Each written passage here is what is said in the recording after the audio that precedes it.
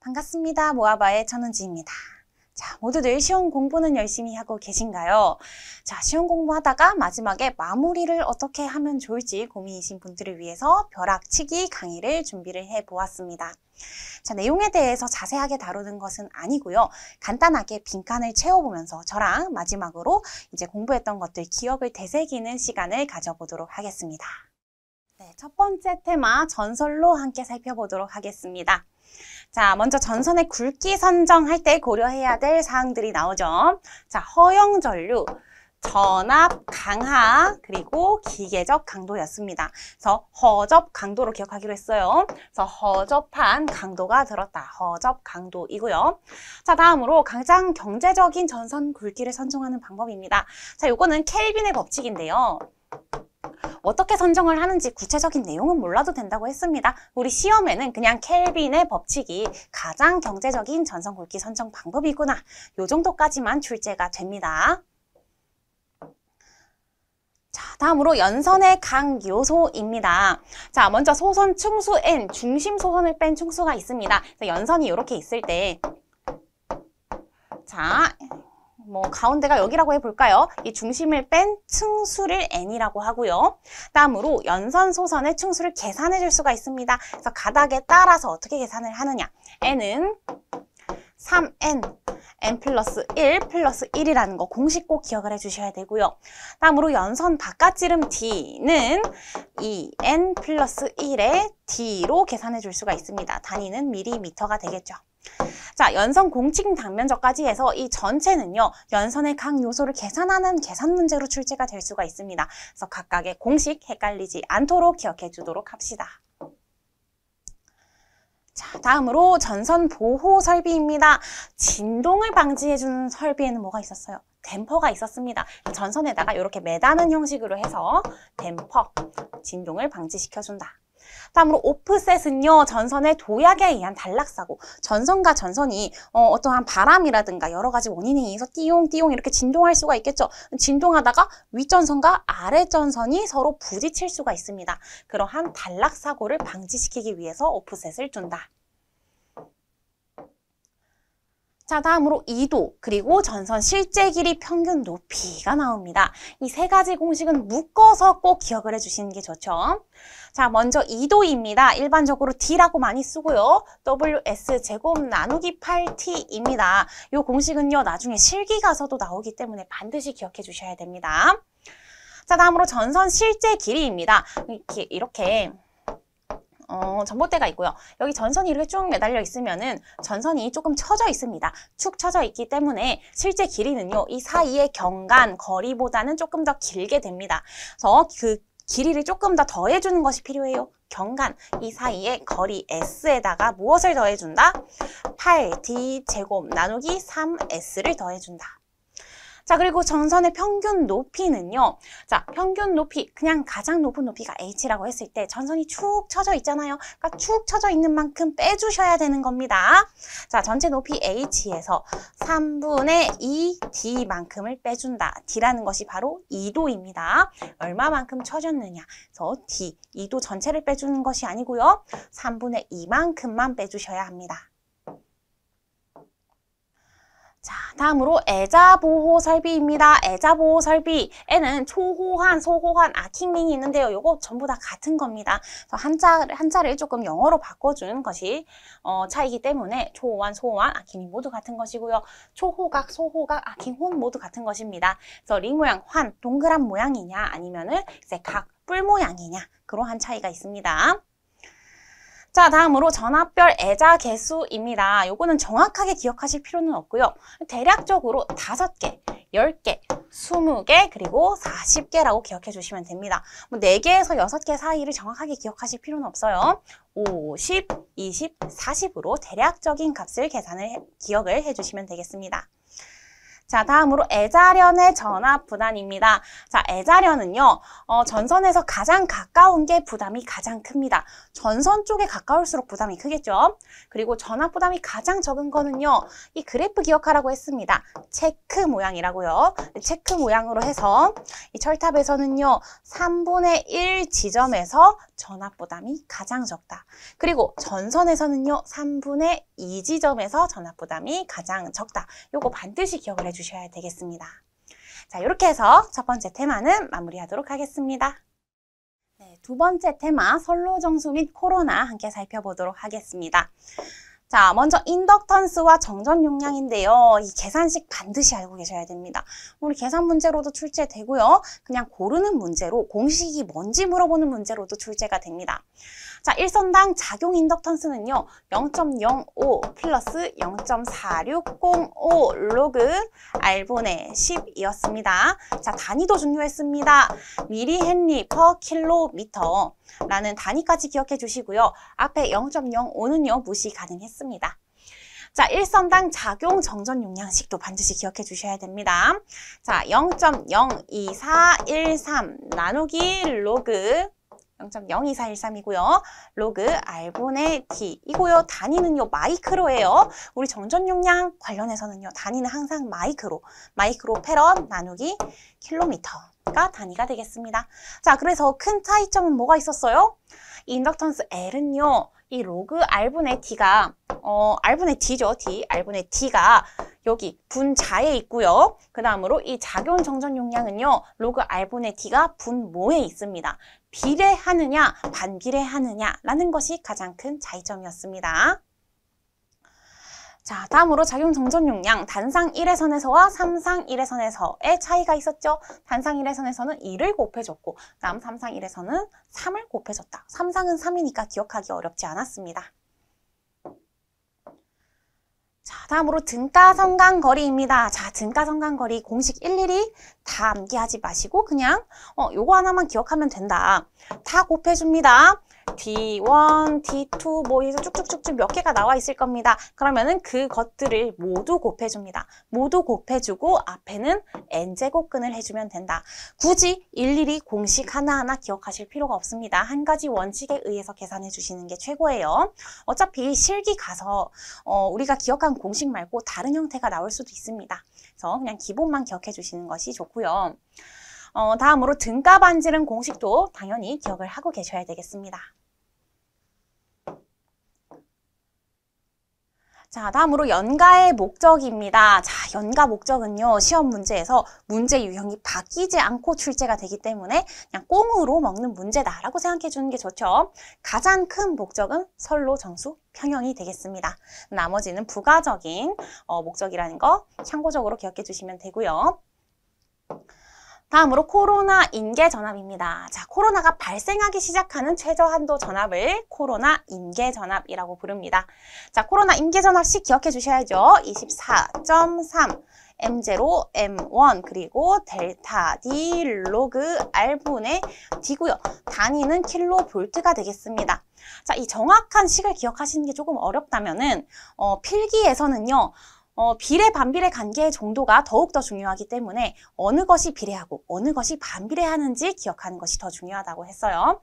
자, 그리고 코로나 손실식은요, 그렇게까지 중요하지 않습니다. 가끔 출제가 되기는 하지만 이 코로나 임계전압식이 훨씬 중요한 부분이 되겠습니다. 자, 다음으로 코로나 발생시 현상입니다. 코로나라는 것 자체가 스파크잖아요. 그래서 원래는 발생하면 안 되는 스파크가 발생하는 겁니다. 그렇기 때문에 전선을 부식시킬 수 있고요.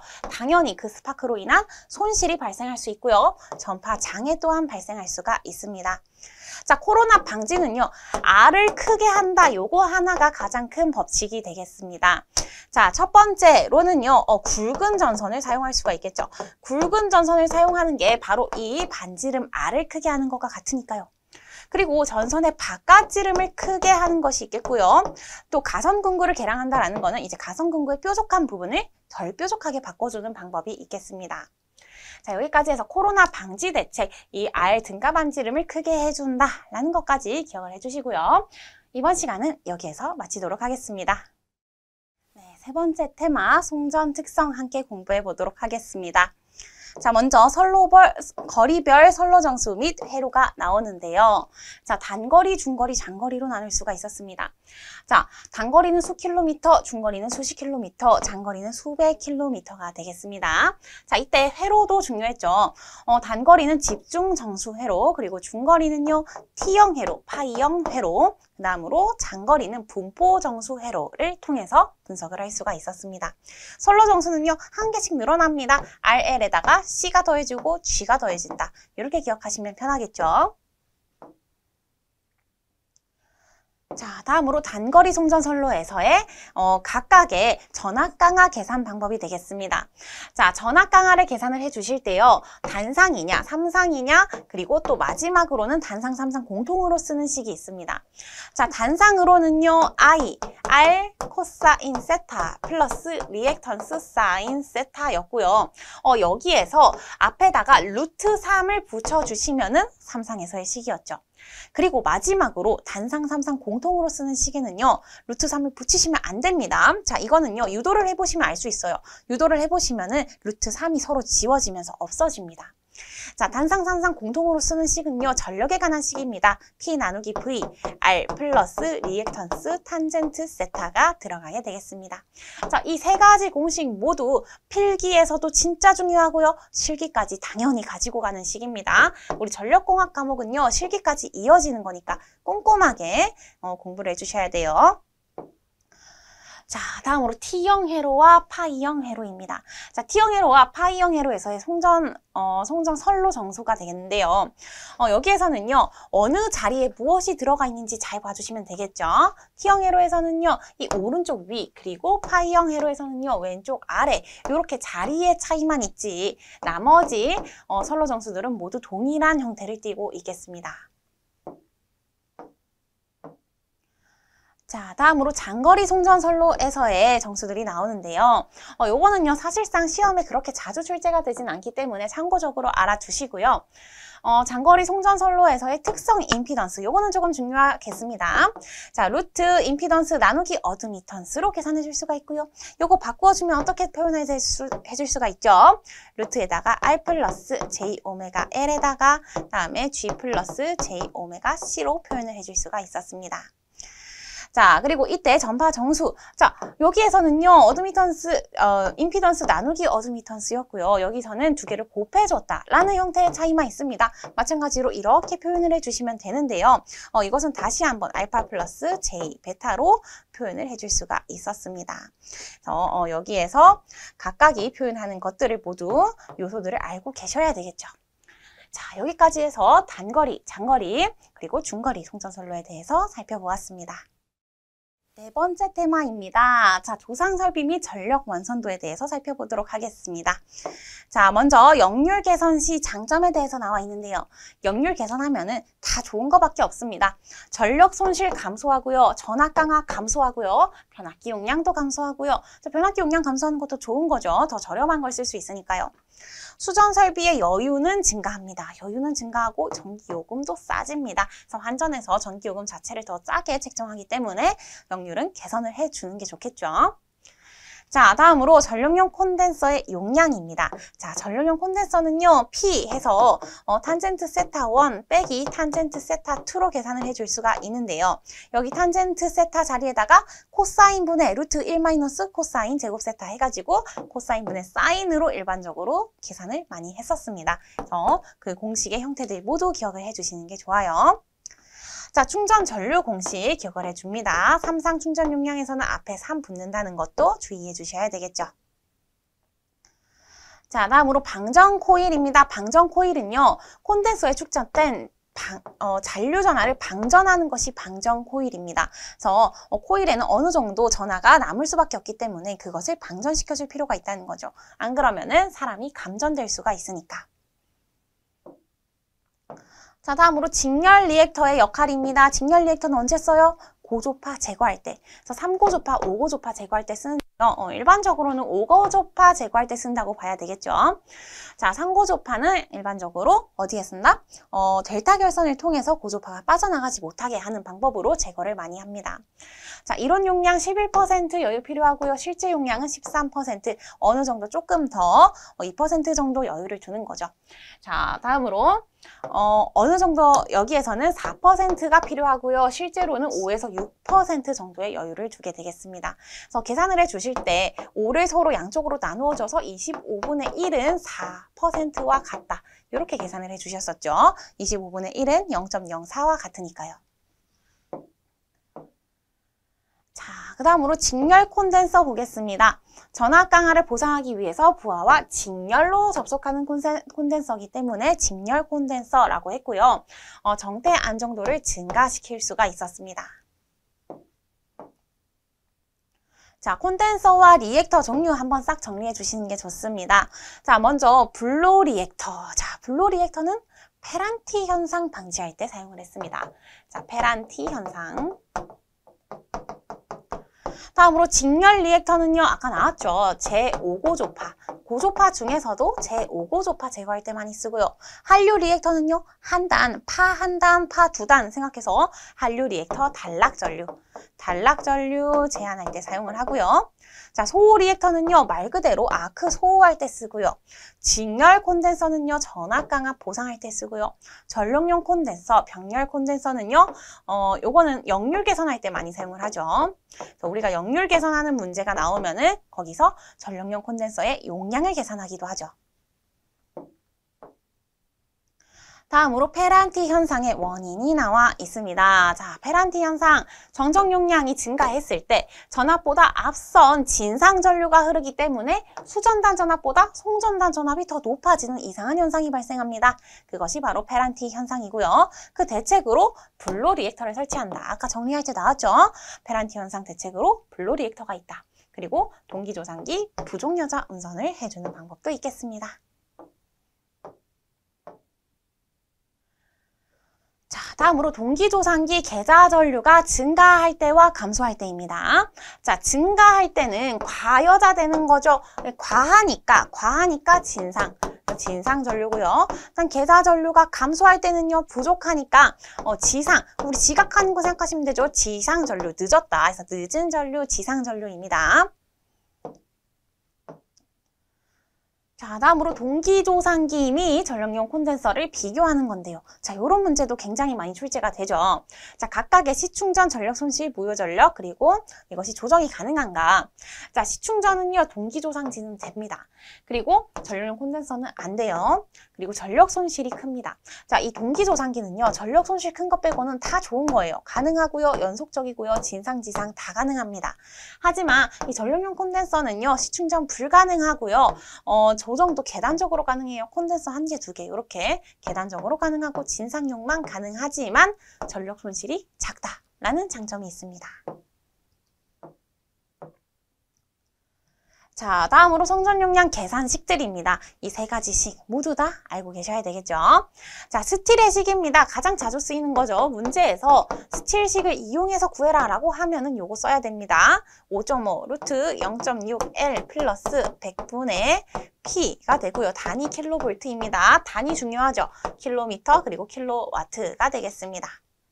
자, 송전 전력은요, 어떻게 계산하더라? 수전단 전압, 송전단 전압을 곱해주고요. 리액턴스로 나누어주고 사인 상차각을 해주시면 되겠습니다.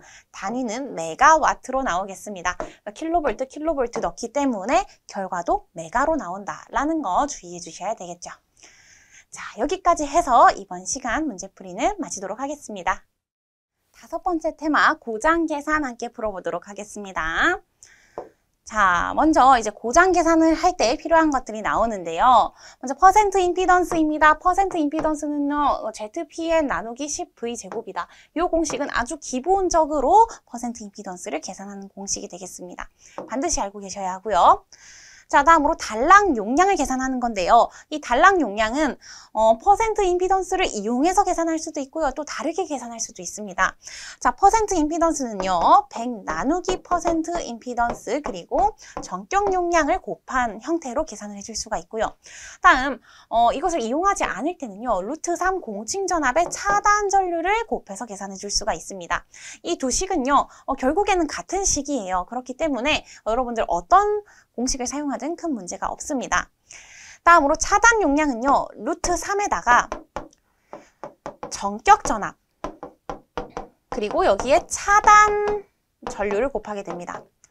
자, 여기에서 여러분들 많이 헷갈리시는데요. 이 차단 용량과 달랑 용량은 다릅니다. 그래서 차단 용량을 계산하라고 했을 때 반드시 이 값을 이용을 하셔야 되는데요. 근데 달랑 용량을 이용하기도 합니다. 이 차단 용량을 계산하기가 어려운 경우에 달랑 용량을 이용해서 그 값을 차단 용량을 선정하는데 사용을 해주셔도 괜찮아요.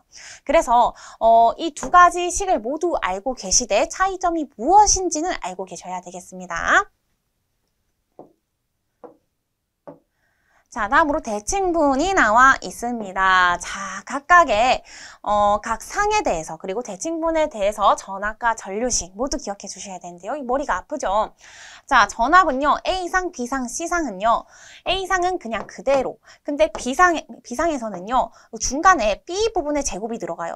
근데 C상에서는요. C 부분의 제곱이 들어갑니다.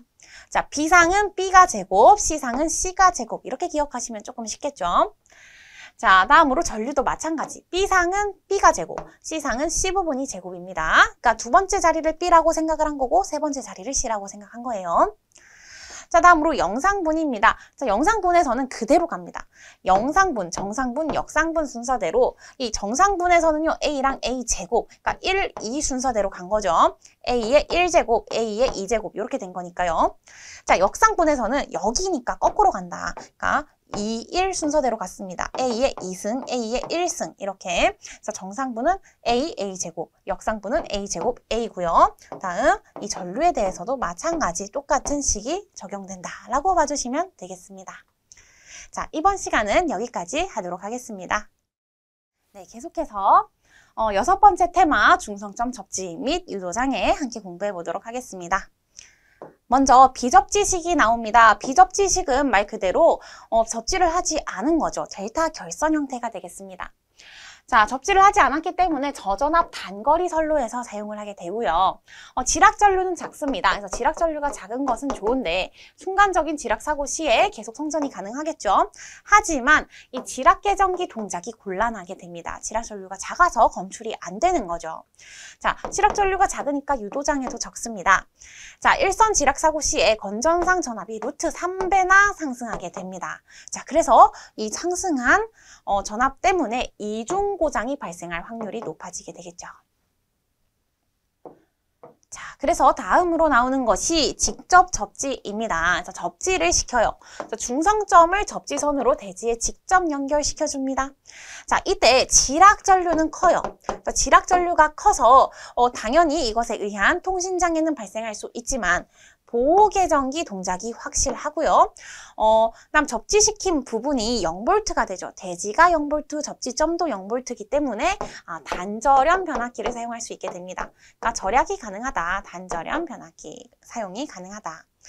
자, 다음으로 지락 시에 통신선에 전자유도 장애가 발생하게 됩니다. 전자유도 장애. 지락 전류가 크기 때문이죠. 자, 다음으로 좋은 점입니다. 건전상의 대지전압 상승이 거의 없습니다. 하지만 앞에서 보호개전기 동작이 확실하다고 했죠. 그래서 보호개전기 동작이 너무 잦아질 위험이 있습니다. 3번 보겠습니다. 자, 소호 리액터 접지예요. 자, 선로의 대지 정전 용량과 병렬 공진하는 무엇을? 리액터를 사용해서 지락전류를 소멸시키는 접지가 되겠습니다. 소호 리액터를 사용하게 되는 거죠. 고장 발생 중에도 전력 공급이 가능하다라는 장점이 있고요. 지락전류가 거의 없어요. 왜? 지락전류를 소멸시킨다고 했으니까. 통신장애가 거의 없습니다. 자, 하지만 지락전류를 소멸시킨다는 거는 그것에 의한 보호장치, 그러니까 지락개전기의 동작이 곤란하다는 거죠. 불확실하다. 자, 그리고 일선 지락사고 시 전압 상승이 최대가 되더라. 지락사고를 소멸시키는 대신에 이제 전압 상승이 최대가 된다. 단선 사고 시에 직렬 공신에 의한 이상 전압이 최대로 발생할 수도 있겠습니다.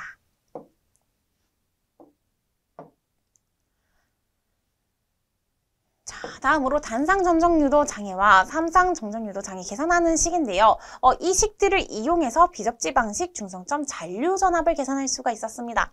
바로 여기 이 식에서 이 CS만 빼주시면 돼요. CS만 빼주시고 이거 전체를 여기에다가 쏙 넣어주시면 되겠습니다. 그래서 삼상 정전 유도 장애 식에서 무엇을 빼준다? 대지 정전 용량을 빼준다. 나머지는 동일한 식이 되겠습니다.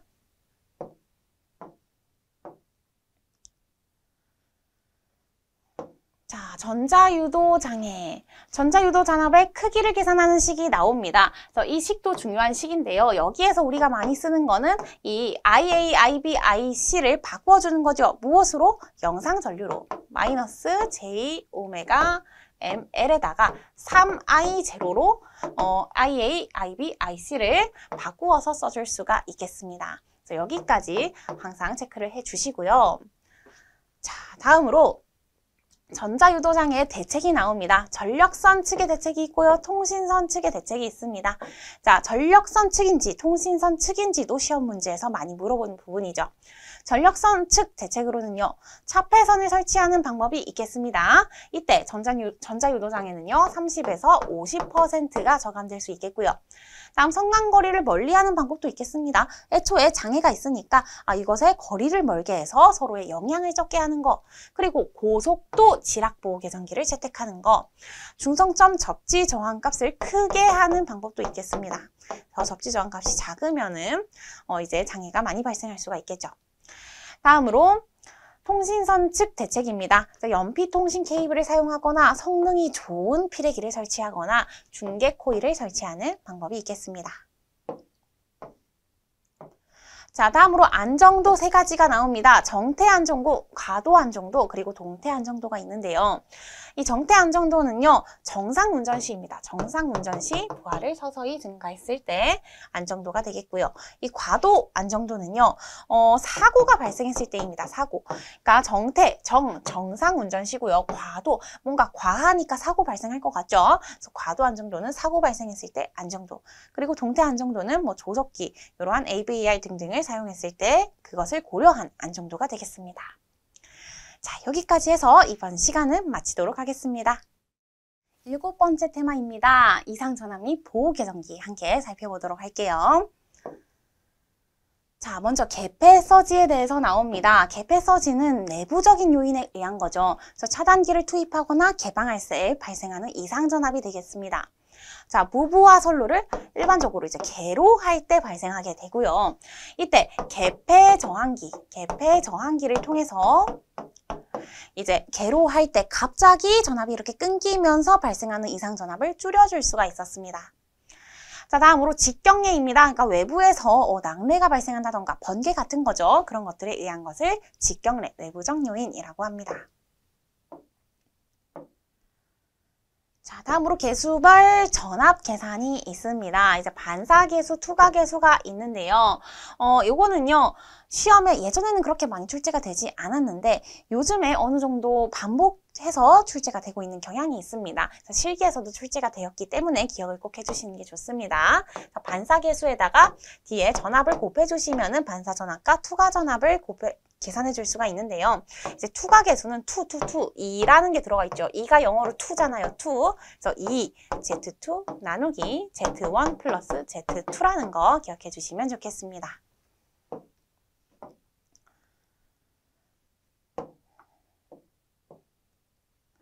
자, 다음으로 이 반사계수 그리고 이 투과계수들이 종단이 개방되어 있는 경우와 접지되어 있는 경우입니다. 개방되어 있을 때는 반사계수는 1이고요.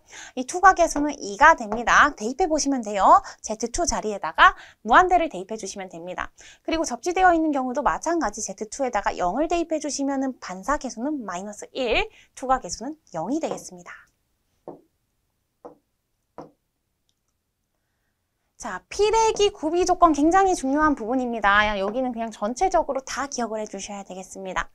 자, 상용주파 방전 개시 전압은 높아야 하죠. 그래야 평상시에 우리가 쓰는 것도 내보내지 않고요. 다음으로 충격방전 개시전압입니다. 얘는 낮아야 되죠. 충격방전 개시전압이 낮아야지 이상전압 침입 시에 전류를 잘 흘려내보내게 되고요.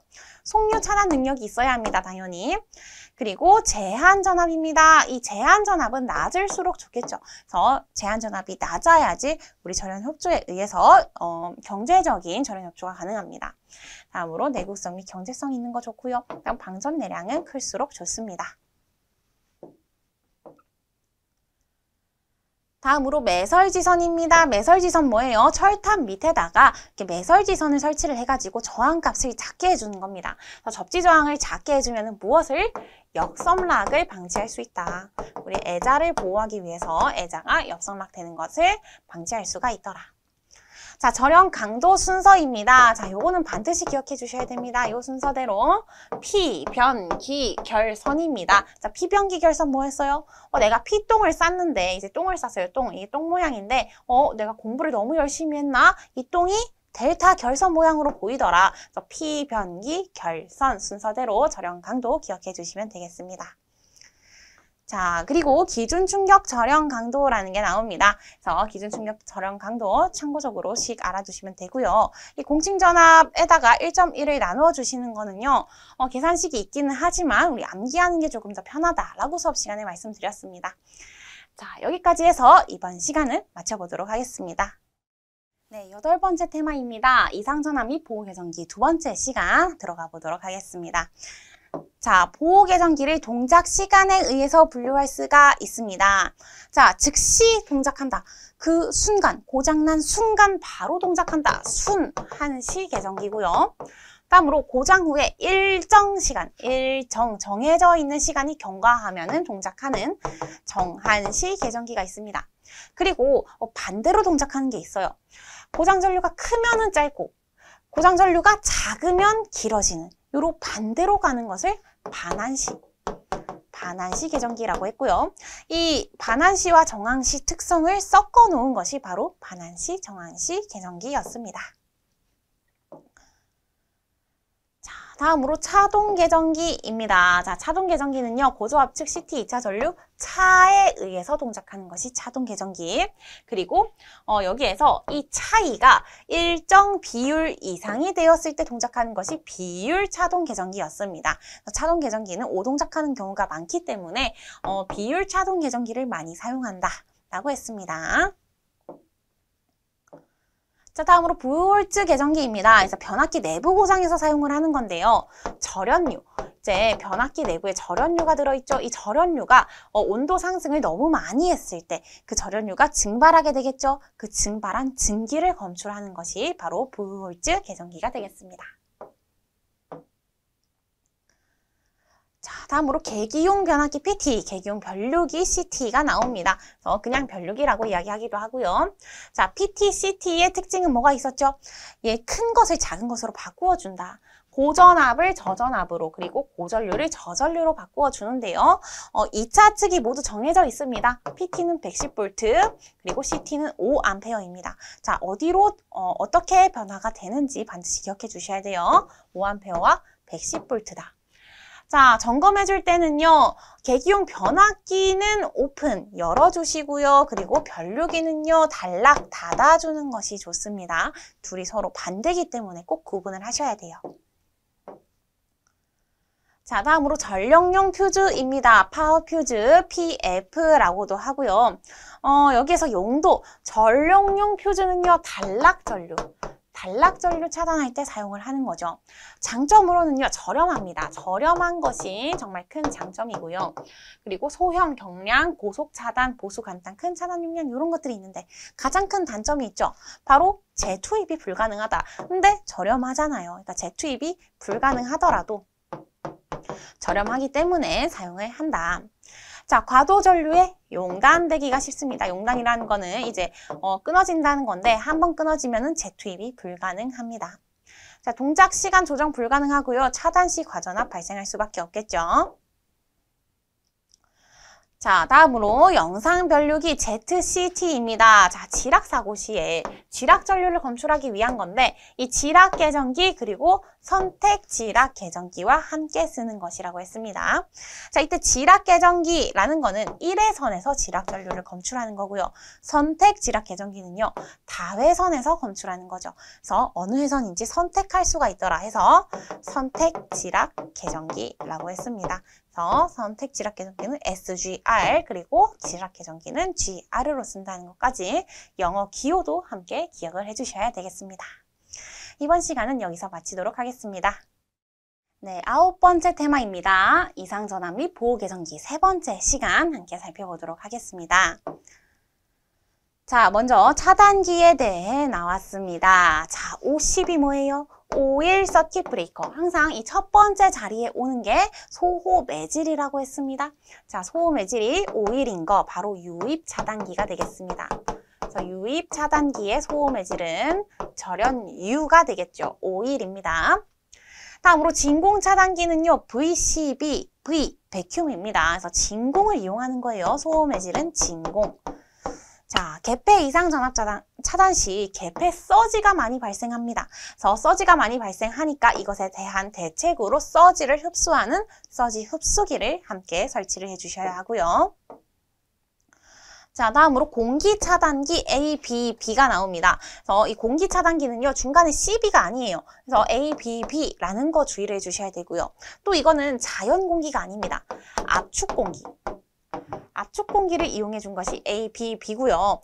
이 밑에 나오는 이 A, C, B 기중 차단기와 반드시 구분을 해주셔야 되겠습니다. 자, A, B, B 영어로 발음하면 뭐예요?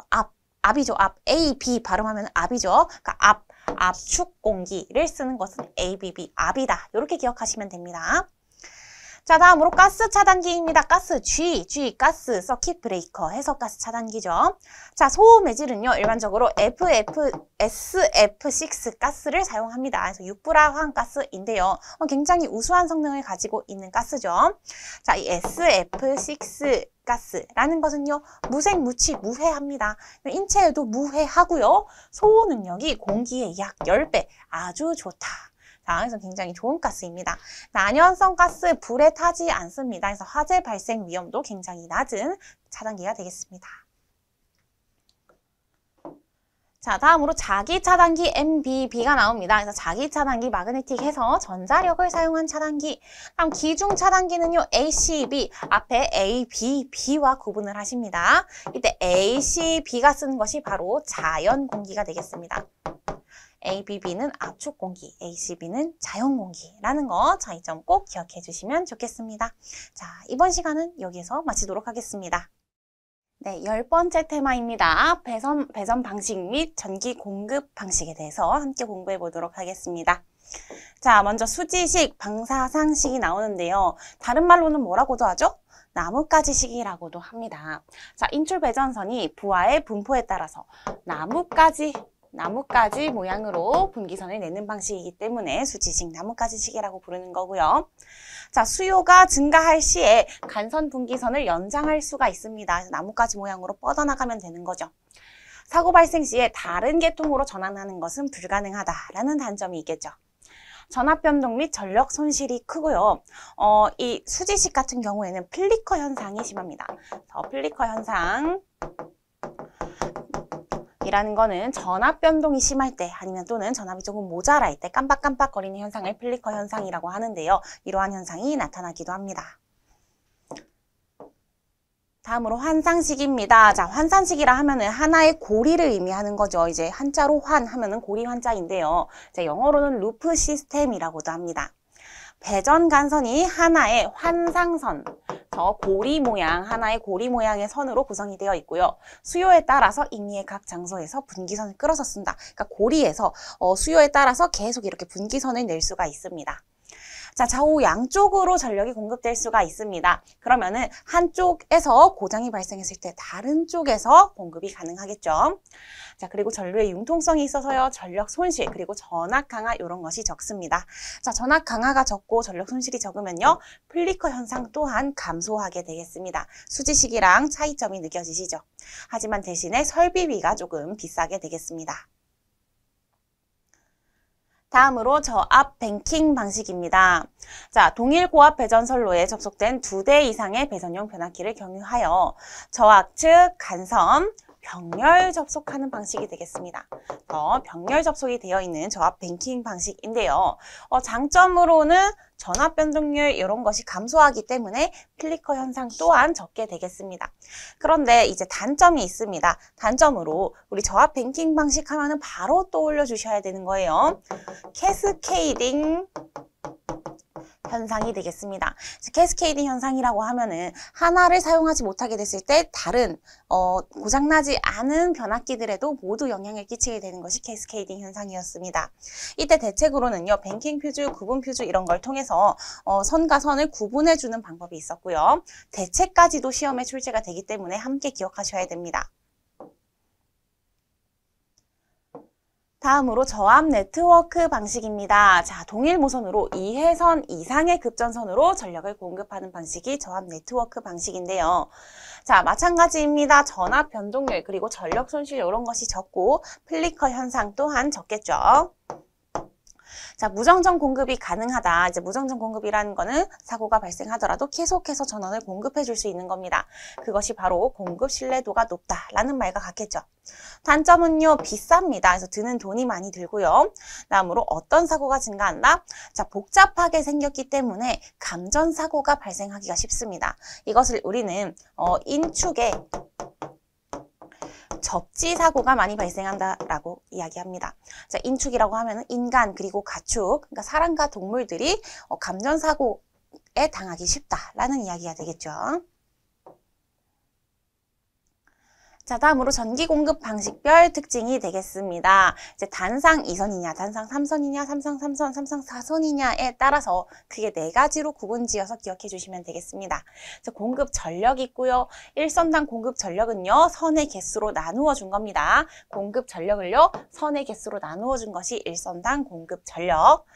자, 다음으로 선 전류가 나와 있고요. 단상 2선식 대비 전선 중량비가 나와 있습니다. 자, 이 표는요, 전체를 다 기억을 해 주셔야 돼요. 여기에서 어느 부분이 나와도 이상하지 않습니다. 자, 공급 전력, 단상 2선에서는 처음에 앞에 1이 붙어 있다라고 생각하시면 돼요. 1, 2죠. 1, 2, 3이 올 건데요. 1, 2, 3에서 3상에서는 먼저 루트 3이 오고 그 다음에 3이 온다. 1, 2, 3인데 1, 2, 루트 3, 3이 된다라고 기억하시면 쉬워요. 주의하실 점은요. 여기에서 2가 들어가 있다는 거예요. 공식에. 자, 이거는 상전압이고요. 우리 선간전압이 문제에서 주어지면요. V로 변환해 주셔야 됩니다. 그래서 단상이냐 3상이냐도 구분을 해 주시고요. 또 E냐 V냐도 구분을 해 주셔야 됩니다. 자, 다음으로 단상 2선식 대비 전체 전선 중량비가 되겠습니다. 단상 2선식 대비 단상 2선은 당연히 그냥 1이 되겠죠. 똑같은 거니까요. 자, 그 다음으로는 숫자를 기억해 주셔야 되겠습니다. 자, 이때는 위에서부터 그냥 쭉 읽어주시면 좋겠습니다. 3, 8, 3, 4, 1, 2예요. 자, 3, 8이 왔고요. 그 다음에 8이 절반 줄었습니다. 절반 줄어서 2분의 1로 줄어서 3, 4가 되었고요. 그다음 2분의 1이 그대로 여기로 왔습니다. 그래서 3, 8, 3, 4 그리고 2분의 1이 왔구나. 이렇게 기억하시면 되겠습니다. 자, 요거는요, 시험에 그냥 요거 자체를 물어보는 문제도 출제가 되니까요. 반드시 기억해 주도록 합니다. 자, 다음으로 전압과의 관계가 되겠습니다. 자, 전압의 제곱에 비례하느냐, 전압의 반비례하느냐, 그리고 전압의 제곱에 반비례하느냐. 이렇게 크게 3가지로 나눌 수 있겠는데요. 사실상 이거는 따로 암기하는 게 아니죠. 여러분들 이미 알고 있는 공식이기는 하지만 한번 싹 정리해주면 좋으니까 이렇게 표로 표현을 해보았습니다. 자, 전압의 제곱에 비례하는 것은요, 공급 전력, 그리고 공급 거리가 있겠죠. 반비례하는 것에는 전압 강하가 있겠고요. 자, 전압 강하가 반비례하니까 여기에다가 전압을 한 번 더 나누어준 전압 강하율은 제곱에 반비례하게 되는 거죠. 자, 그 외에 전력 손실률, 전선 단면적 이런 것들도 모두 전압의 제곱에 비례하냐 또는 제곱에 반비례하냐 이런 것들로 한번 정리해 주시는 게 좋아요. 나중에 가면 헷갈리기 쉽습니다. 자, 다음으로 교류 송전 방식의 특징이 되겠습니다. 자, 변압기를 이용한 전압 크기 변환이 용이하죠. 이 변압기를 이용해서 전압의 크기를 바꾸는 거는 교류 방식에서 가능한 거예요. 직류는요, 변압의 크기를 바꾸려면은, 변압기를 사용하려면은 교류로 한번 변환을 해줘야 됩니다. 그래서 직류에서 교류로 바꾸고 교류에서 다시 직류로 바꾸는 귀찮은 과정을 거쳐야 되죠. 자, 다음으로 대부분 부하는요, 교류 방식으로 경제적 운영이 가능하다. 그래서 대부분 교류를 쓰고 있으니까 원래 보편적인 방식을 쓰는 게 좋죠. 다음으로 3상 교류 방식에서 회전자계를 쉽게 얻을 수 있습니다. 이제 교류 방식에서 회전자계를 쉽게 얻을 수 있다. 고전압 대전류의 차단이 용이하다. 이 교류 같은 경우에는 최대값, 최소값을 기준으로 하는 것이 아니고 그 중간값을 기준으로 하기 때문에 고전압 대전류의 차단이 용이하게 되겠습니다. 자, 다음으로 직류 송전 방식의 특징을 보도록 하겠습니다. 1번, 절연 계급에 대해서 나와 있는데요. 이 절연 계급을 낮출 수 있습니다. 자, 이 절연 계급을 낮출 수 있다는 것은 고전압 대전류 차단이랑은 조금 다른 개념이 되겠는데요. 이 직류 자체는요, 교류보다 약간 낮은 시료값을 가지고 있습니다. 이 교류에서 직류로 변환시켰을 때의 시료값이요. 자, 그러면은 이 최대값이 절연계급에 관련이 되어 있기 때문에 절연계급 자체는 교류보다는 조금 낮게 되는 거죠. 그래서 이렇게 낮게 할 수 있지만 저 고전압 대전류라는 거는 교류가 이렇게 전압이 변동이 되잖아요. 0에서부터 최대값 그리고 다시 최소값으로 가는 이 중간에 그 부분에서 고전압 대전류를 차단해 줄 수가 있습니다. 그래서 직류는 그런 것이 없기 때문에 이 0점에서 차단하는 것에 비해서 차단이 조금 불리하다고 할 수 있겠고요. 그 반면에 절연 계급 자체는 최대값을 기준으로 하기 때문에 더 낮다, 직류가 더 낮다라고 할 수 있겠습니다. 다음으로 송전 효율 좋고요. 다음 안정도 좋습니다. 대부분 좋아요. 이 직류 송전 방식의 특징은요, 장점이 되게 많은데요. 여기에서 가장 큰 단점이라고 하면은 전력 변환을 해야 된다라는 겁니다. 결국에 이제 교류로 변환을 해준다던가, 만약에 변압을 하고 싶다, 뭐 전압을 바꾸고 싶다 하면은 교류로 변환을 해줘야 되기 때문에 이제 그러한 과정에서 고조파가 발생합니다. 그래서 변환, 역변환 장치 필요하고요. 고조파 발생한다라는 단점이 있겠습니다. 그래서 교류와 직류 구분하는 문제에 많이 출제되기 때문에 꼭 비교를 해서 기억해 주시기 바라겠습니다. 이번 시간은 여기서 마치겠습니다. 네, 그러면 11번째 테마 배전선로의 부하 특성 함께 공부해 보도록 하겠습니다. 자, 먼저 배전선로의 전압 강하에 대해서 나오는데요. 자, 부하가 말단에 집중 분포하는 경우랑 균일하게 분포하는 경우, 이 두 경우의 전압 강하 값이 달랐고요. 또 전력 손실 값이 달랐습니다. 이 두 값이 어떻게 되는지 반드시 알고 계셔야 돼요. 그렇게 어려운 문제로 출제되지 않습니다. 쉬운 편이기 때문에 앞에 숫자, 개수만 암기를 해주시면 되겠습니다. 전력 손실은 원래 값에서 3분의 1, 전압 강하는 원래 값에서 2분의 1배가 됩니다. 자, 이거 헷갈릴 때는 전압 강하가 우리가 표기할 때 알파벳 E를 쓰잖아요. 그래서 알파벳 E에서 여기 숫자 2랑 발음이 똑같구나. 전압 강하는 2니까 2분의 1, 2 앞에 붙는구나. 그리고 전력 손실은 3분의 1이구나 하면은 덜 헷갈릴 수 있겠죠. 자, 다음으로 부하 특성의 수용률, 부등률, 부하율입니다. 자, 이 세 가지는요, 그냥 세트로 다 기억을 해주셔야 되죠. 자, 수용률, 부등률, 부하율 모두 다 실기시험까지 출제가 되는 부분입니다. 물론 필기에도 많이 출제가 돼요. 자, 수용률은요, 설비 용량 분의 최대 수용 전력이었습니다. 자, 수최설로 암기했죠. 수능에서 최고 등급 받으면 서울대 간다. 수최설. 자, 부등률은요, 각 수용과 최대 수용 전력의 합을 합성 최대 수요 전력으로 나누어 준 값이었습니다. 자, 부등률은요, 등각 최합으로 기억했어요. 등각 최합. 자, 다음으로 부하율입니다. 자, 부하율은요, 최대 수용 전력 분의 평균 수요 전력이었습니다. 자, 그러면은 부, 평, 최로 기억할 수 있겠죠? 부평에서 노는 게 최고 재밌다. 부평, 최입니다. 자, 다음으로 손실계수입니다. 위에 세 가지보다는 조금 그래도 빈도가 낮기는 하지만 손실계수도 분명히 중요한 계수 중에 하나가 되겠습니다. 자, 손실계수는요, 최대 손실전력분의 평균 손실전력이죠. 그러니까 부하율이랑 비슷합니다. 부하율이랑 비슷한 개념인데 이거는 손실전력에 대한 개념이 되겠습니다. 자, 부하율과 손실계수 사이의 관계도 중요하겠습니다. 그래서 여기 가운데 끼는 것이 바로 손실계수구나. 부하율이 1 이하의 값을 가지기 때문에 여기에서 F와 F제곱 사이에 들어오는 것이 손실계수가 되겠습니다. 자, 그리고 이 부등률의 값은요, 1 이상의 값을 가진다라는 것도 반드시 체크를 해주셔야 되겠죠. 다음으로 플리커 현상입니다. 우리 앞 단원에서도 조금씩 플리커 현상에 대한 언급이 나왔었는데요. 불규칙한 부하의 변동에 의해서 조명이 깜빡깜빡거리는 등의 현상이 되겠습니다. 여러분들 실생활에서도 가끔 깜빡깜빡거리는 것을 볼 수가 있을 텐데요. 자, 전력 공급 측 방지 대책이 있고요. 수용가 측 방지 대책이 있습니다. 이 두 가지 항상 구분해서 기억을 해주셔야 되죠.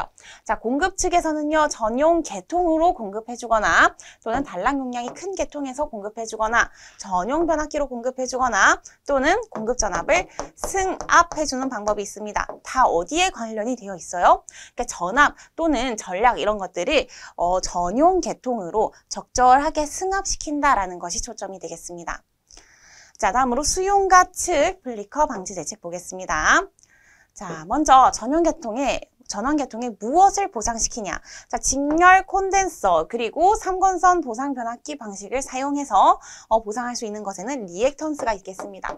자, 리액턴스 보상해주는 방법이 있고요. 그 다음으로는요, 우리가 무엇 때문에 이것이 많이 발생한다고 했어요? 바로 전압 강화입니다. 전압 강화를 애초부터 보상시켜주는 방법이 있겠고요. 다음 무효전력 변동분을 흡수하는 방법이 있습니다. 동기조상기나 리액터 이런 것들을 사용해서 무효전력을 흡수해주는 방법이 있습니다. 자, 다음으로 부하전류 변동분을 억제해주는 방법으로 직렬 리액터를 사용하는 방식이 있고요. 자, 다음으로 고조파입니다. 정연파, 교류파형이 왜곡되어서 외형파가 되는 거죠. 우리 외형파라는 용어도 가끔 나옵니다. 그래서 형태가 왜곡되었다 해서 외형파고요. 고조파 경감시키는 대책 중요합니다. 이 세 가지 모두 기억해 주시는 게 좋아요. 요거는 실기 가서도 필답형에 쓰는 문제로 출제가 될 수가 있습니다. 자, 고조파 경감 대책에 무엇을 삽입해 준다? 직렬 리액터. 직렬 리액터가 고조파를 경감시켜 준다는 거 굉장히 중요한 부분이었습니다. 교류 필터 그리고 고조파 대량을 강화하는 방법도 있겠죠. 자, 다음으로 리클로저입니다. 자, 리클로저라고 하면은 우리 RC로 많이 쓰고요. 자동 재폐로 차단기가 되겠습니다. 자, 요거는 다음에 나오는 섹셔널라이저와 함께 사용을 하는 것이고요. 차단기라는 것이 중요합니다. 왜냐하면 이 섹셔널라이저는 개폐기거든요. 그래서 리클로저가 차단기고요. 섹셔널라이저가 개폐기입니다. 자, 리클로저는요, 차단기니까 전류 차단 능력, 고장 전류 차단 능력이 있습니다. 그래서 무엇과 함께 사용을 한다? 섹셔널라이저와 함께 사용을 한다. 그리고 반드시 섹셔널라이저 뒤쪽에 설치되어야 합니다. 자, 이 순서에 대해서도 물어보는 문제가 출제가 돼요. 다음으로 부하 측 사고 발생 시 사고 횟수를 감지해서 선로를 개방하거나 분리하는 자동 구간 개폐기 장치가 이 섹셔널라이저가 되겠습니다. 자, 이것은 개폐기입니다. 개폐기이기 때문에 고장 전류 자체를 차단하는 기능은 없습니다. 고장 전류는 차단이 불가능하고요. 리클로저 차단기와 함께 사용을 해주셔야 됩니다. 자, 다음으로 자동 고장 구분 개폐기입니다. 우리 ASS라고 많이 씁니다. 그래서 과부하 또는 지락사고가 발생했을 때 고장 구간 차단해주거나 또는 그 구간을 분리해주는 역할을 하게 되겠습니다. 자, 다음으로 자동 부하 전환 개폐기입니다. ALTS라고 쓰고요. 그래서 일반적으로 배전선로 정전 사고 시에 예비 전원 선로로 자동 전환해주는 개폐기가 되겠습니다. 자, 다음으로 컷아웃 스위치입니다. 우리 COS라고 많이 쓰죠. 그래서 COS 컷아웃 스위치의 가장 큰 역할은 주상 변압기 1차 측, 고압 측의 역할을 하는 퓨즈로서 주상 변압기 보호 그리고 선로 개폐용으로 많이 사용을 합니다. 그래서 이거는 스위치라는 거. 자, 다음으로 캐치 홀더입니다. 여기 앞에 숫자 10번이 되겠죠. 자, 캐치 홀더는요, 주상 변압기에 어디에 취부하는 퓨즈다? 요거는요, 2차 측, 그러니까 저압 측에 취부하는 퓨즈가 되겠습니다. 그래서 수용가에 가전류가 들어가는 것을 막아주는 것. 이것이 바로 캐치 홀더가 되겠네요. 자, 이번 시간은 여기까지 해서 마무리하겠습니다. 수고 많으셨습니다. 네, 거의 막바지에 도달했습니다. 자, 테마 12번째 발전소 함께 공부해 보도록 하겠습니다. 자, 먼저 수력 발전의 출력식이 나와 있습니다. 자, 요거는 반드시 기억하셔야 되고요. 자, 이 수력 발전 문제는요, 예전보다 점점 출제 빈도가 높아지고 있습니다. 자, 출력 P는요, 9.8 QH, 그리고 여기에 효율을 곱한 값이 되겠습니다. 9.8 중력 가속도고요. Q는 유량, H 낙차, 그리고 이타는 효율이 되겠습니다. 효율은 안 주어져 있으면은 1로 두시면 되겠습니다. 다음으로 수차의 종류입니다. 자, 고낙차는요, 펠턴 수차가 있었고요. 다음 중낙차에는 프란시스 수차, 그리고 사류 수차, 전낙차에는요, 카플란 수차, 튜블러 수차가 있었습니다. 자, 고펠 중프 그리고 저카튜 이렇게 기억하시면 됩니다. 고펠 중프 저카튜 그리고 이 사류 수차 중낙차에 있다라는 거 참고적으로 알고 계시면 되겠고요. 다음으로 수차의 특유 속도입니다. 자, 특유 속도 공식 조금 어렵게 생겼습니다. 특유 속도는요, N 그리고 PH를 순서대로 적어주신 다음에요. 이거를요, 위에서부터 1, 2 그리고 거꾸로 올라간다 해서 4, 5를 적어주시면 되는데 중간에 3이 없습니다. 그래서 1, 2 적어주시고요. 3이 빠졌네? 그럼 거꾸로 적어야지 4, 5 이렇게 적어주시면 돼요. 그래서 어차피 객관식 문제이기 때문에 여러분들 적으실 때 1, 2 그리고 4, 5에다가 3 빠져 있다라는 정도만 잘 기억하셔도 엔간하면 맞추실 수 있을 겁니다. 그래서 수차의 특유 속도라는 것은 실제 수차와 기하학적으로 비례하는 수차를 1m 낙차해서 1kW의 출력을 내기 위해 필요한 수차의 1분간 회전수로 계산을 해준 것을 이야기합니다. 자, 다음으로 양수 발전입니다. 자, 양수 발전도 문제 내기가 너무 좋은 부분에 속합니다. 그래서 낮은 곳에 있는 물을 이렇게 퍼 올려뒀다가 이제 일반적으로 밤 시간대에 전력을 많이 쓰지 않잖아요. 그럴 때 이렇게 물을 퍼 올려놨다가 첨두부하에서 그러니까 전력을 많이 사용을 할 때 그때 사용을 하는 겁니다. 그래서 양수 발전기의 출력식은요. 여기에서 이타가 나눠 있긴 한데요. 그냥 이타 하나로 기억하셔도 무방합니다. 9.8 QH 이타. 그래서 양수 발전은 물을 다시 끌어올려 두는 거니까 효율을 나누어 주는구나. 앞에서 봤던 출력식에서는 효율이 옆에 곱해져 있었죠. 그 두 가지 차이점 확실하게 기억하셔야 되겠습니다. 다음으로 수두입니다. 수두라는 것은요, 물이 갖고 있는 에너지를 이제 물기둥의 높이로 환산해 준 것이 되겠습니다. 자, 그래가지고 에너지 자체를 높이로 나타냈다라고 생각하시면 쉽겠죠. 자, 위치수도, 압력수도, 속도수도 이런 것들이 나와 있습니다. 식 간단하게 한 번씩 봐주시면 좋겠고요. 속도수도는요, 밑에 이 물의 분출 속도 식으로부터 계산해 줄 수도 있겠습니다. 자, 속도수도는요, V제곱 나누기 2 G로 표현해 줄 수가 있죠. 여기에서 V제곱이라는 것은요, 물의 분출 속도가 되고요. G는 중력 가속도입니다. 문제에 따라서 중력 가속도를 알려주면은 그 값을 적절하게 대입을 해주시면 되겠습니다. 그리고 여기에서 V에 대해서 다시 한번 정리를 하게 되면 이 식이 나오게 되는 거예요. 둘 중에 하나만 기억을 하셔도 한쪽 식은 유도를 해줄 수가 있겠습니다. 다음으로 연속의 정리입니다. 요거는 그냥 이 정리 자체를 한번 기억해 주시면 좋겠습니다. 그래서 A1, V1, A2, V2라는 거는 물은 연속적이다. 물이 아니더라도 여러 가지 이제 유체에 대한 정리가 되겠습니다. 이 앞쪽에서의 면적을 A1 그리고 속도를 V1이라고 했을 때 이 뒤쪽 만약에 이 면적이 다르다고 했을 때 A2가 되겠죠. 그리고 여기에서의 속도를 V2라고 했을 때 A1, V1, A2, V2가 항상 일정하더라. 왜? 이거 자체가 이 유량을 의미하는 것이기 때문입니다. 그래서 유량은 언제나 Q로 일정하다라는 것이 결론이 되겠고요. 다음으로 유한곡선이 나옵니다. 자, 유한곡선 요거는 한번 암기해 두시면은 문제 다 쉽게 푸실 수 있을 거예요. 자, 유한곡선이란 이제 가로축을 1년 365일로 하고요. 세로축을 하천 유량 크기 순으로 배치한 그래프가 되겠습니다. 자, 그래서 이 날짜에 따라서 이름이 정해져 있어요. 자, 가장 먼저 갈수량,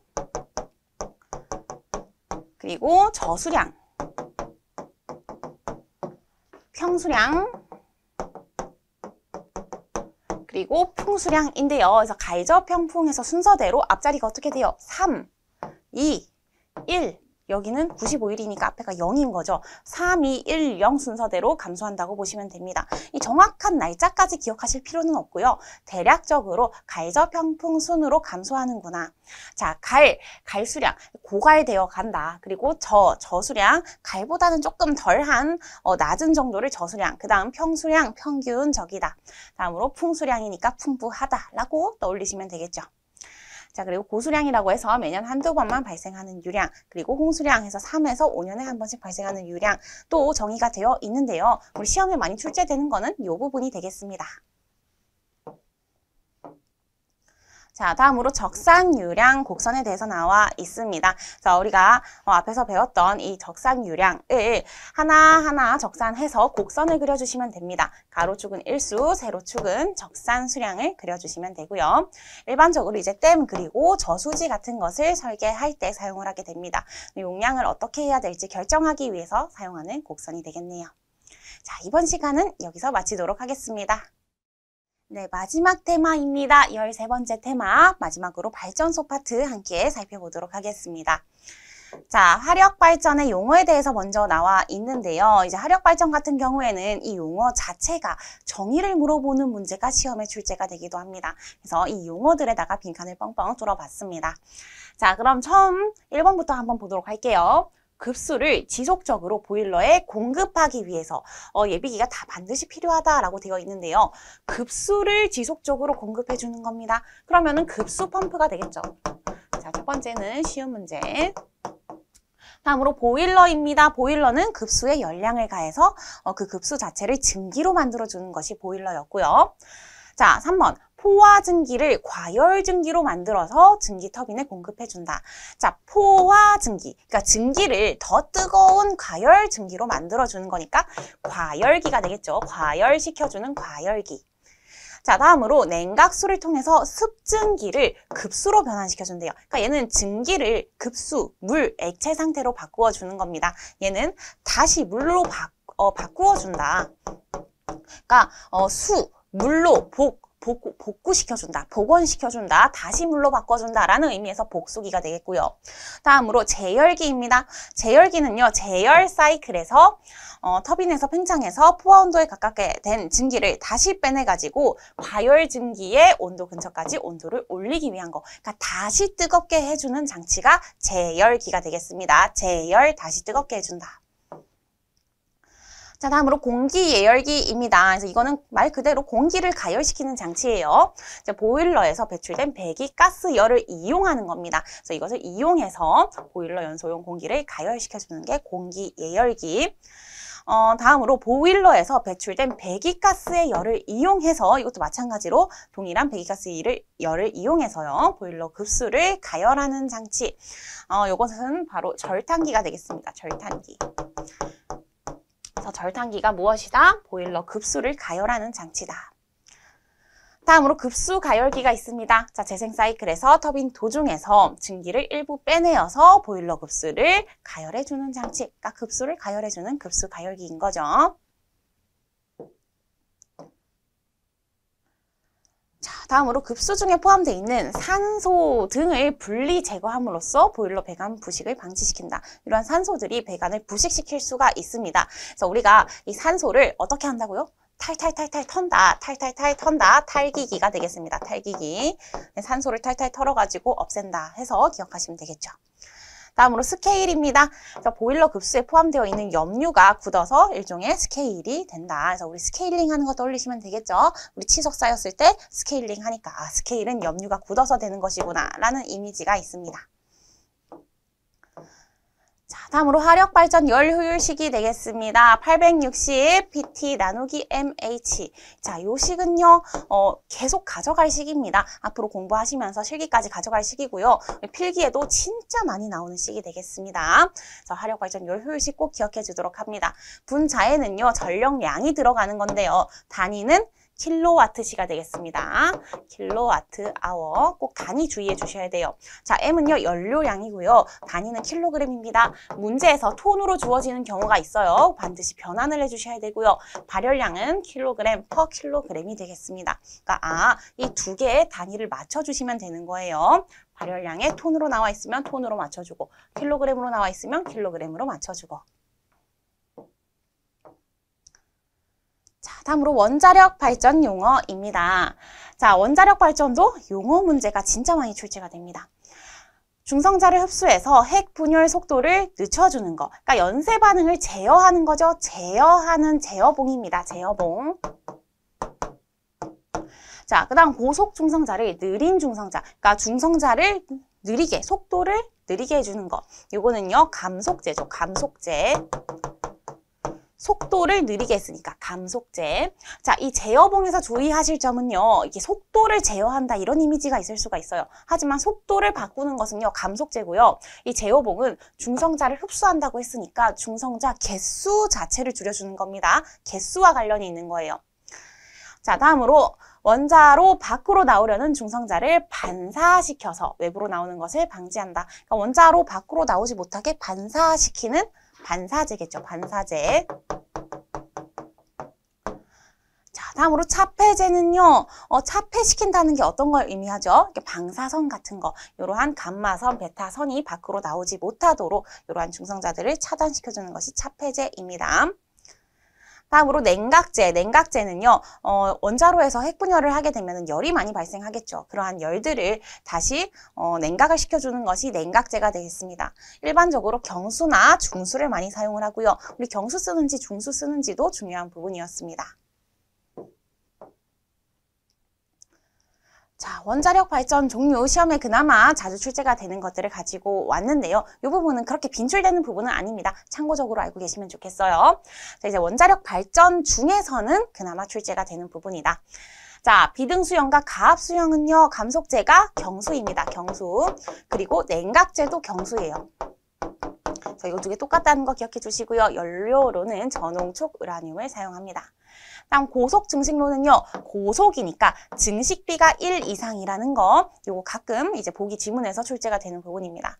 그럼 냉각제로 일반적으로 나트륨을 많이 쓰고요. 연료로는 농축 우라늄, 플루토늄 등등을 사용하게 되겠습니다. 자, 여기까지 해서 마지막 시간이 끝이 났는데요. 여러분들 다른 과목들도 꼼꼼하게 한번 들어보시고 마지막으로 시험 직전에 정리하는 데 도움이 되셨으면 좋겠습니다. 여러분들의 합격을 응원하겠습니다.